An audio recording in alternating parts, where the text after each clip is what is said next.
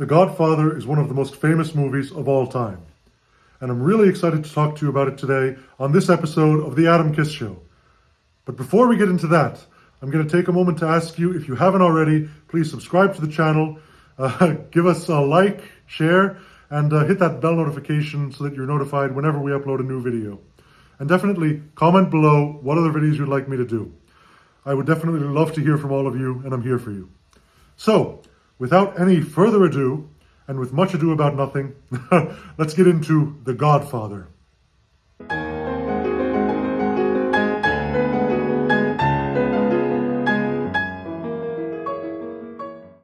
So The Godfather is rightfully considered to be one of the greatest movies of all time. It consistently makes it on all the lists of the greatest movies of all time, whether it's first, second, third, fourth, fifth, sixth, seventh, something like that. Generally, I would say it makes it in the top 10, 20, or 30 greatest movies ever made. And I wholeheartedly agree with that statement. I mean, I would say, for me, it's probably certainly within the top 10 or 20 of my favorite movies, of movies that I consider the greatest of all time. And that's for multiple reasons, and I'm really excited to start delving into those reasons with you. So, obviously, everybody knows the story of The Godfather. It's about the aging patriarch of a mafia family, of a Cosa Nostra family, in New York, one of the New York five families, so to speak, in New York. And it spans a lot of years, kind of in the 1940s, I would say it starts. And it really depicts the journey of the younger son of this patriarch as he goes from not wanting anything to do with the family business, so to speak, to becoming the Don of the family. You know, it goes through his father being attacked and shot and incapacitated, him having to take revenge on somebody. And he has to get out of the country to escape prosecution for that, to kind of evade the law. It goes through his older brother, who is set to take over the family business, being killed, and then eventually him taking over the family business. So that's essentially what it's about. Everybody knows those details. But what I really love about it is that it's about much more than it's about. I always think of it as being a King Lear-like story of the aging patriarch of the family passing over the reins of the kingdom to his younger son, who was initially reluctant to do so. I mean, that's essentially the story in a nutshell. It really could be called Shakespeare's King Lear in a certain way. And certainly, I'm sure that it must have taken some inspiration from that. The film was obviously based on the book, which had been a bestseller, and it was adapted into the screenplay by Mario Puzo, the author of the book, as well as Francis Ford Coppola.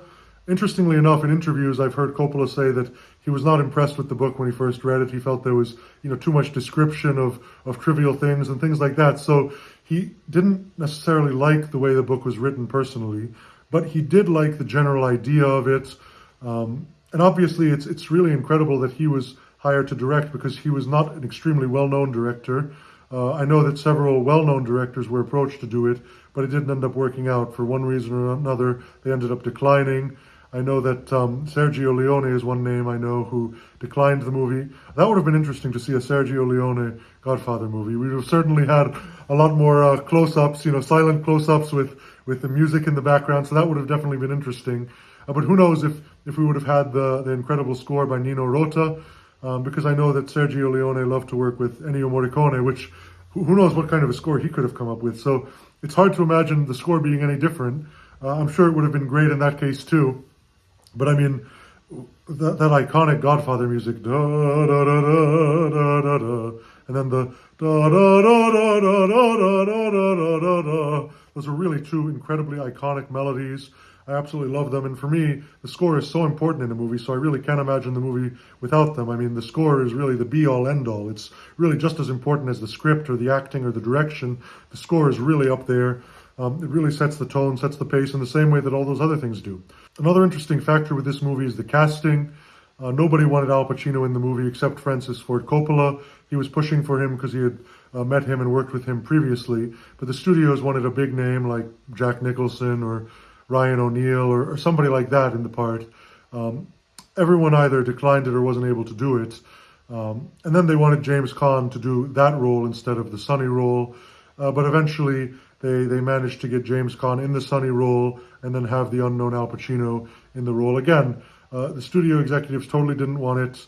I think just about everyone was against it, but Coppola really fought for it. He kept testing him every day at the end of the day after everyone else had tested. So yeah, I mean, and in terms of Marlon Brando, same story, that nobody wanted him in the part anymore because they considered that he was too unreliable. He had had a lot of flops. He was too temperamental. That was what the studio executives considered. But at the end of the day, for reduced rates and everything, they did let him come on. And it's a big testament to Robert Evans, who was the producer. Nowadays, it would be harder to make those kind of calls because everything's run by committee. But in those days, you had oftentimes one strong producer who could have like a real say in a project, and you could have like a clear vision. He was also the producer of Chinatown, which a lot of the same story, that he kind of let the project happen with a visionary director. So that's really great that they managed to do that. I wish that they had more strong producers like that today. Perhaps that'll come back. Another famous quote with The Godfather is that nobody enjoyed a day of it. And that's because there was constant stress, there was constant worry, there was constant, not only with casting, but, with filming locations. I know they actually had some trouble with the American Mafia, so they had to get that settled out in terms of representing things on the movie, and they wanted some input in that. So it's all very interesting, but it really came together great, which is great. I mean, cinema hasn't been the same since. I definitely prefer Godfather 1 to Godfather 2, if I have to choose. I know that may be controversial. I think they're both great movies, but I would say I prefer Godfather 1. Again, yeah, that's what I have to say about The Godfather. I hope you enjoyed this video. Definitely like, comment below what other videos you'd like me to do, and subscribe to the channel. Thanks so much, and that's all, folks. Hello, everyone, and welcome to the Adam Kiss. Are you starting another one? I'm starting another one. Wow, I didn't know that. I'm sorry. Well, I was just passing by. You can join me. Yeah. Okay, so good luck. Here's our joint video. Pick a topic and I'll just start talking. Yeah, I know you can talk, that's for sure. I can so talk. Just do your thing, okay? I'm doing my thing. Safe to say. Really.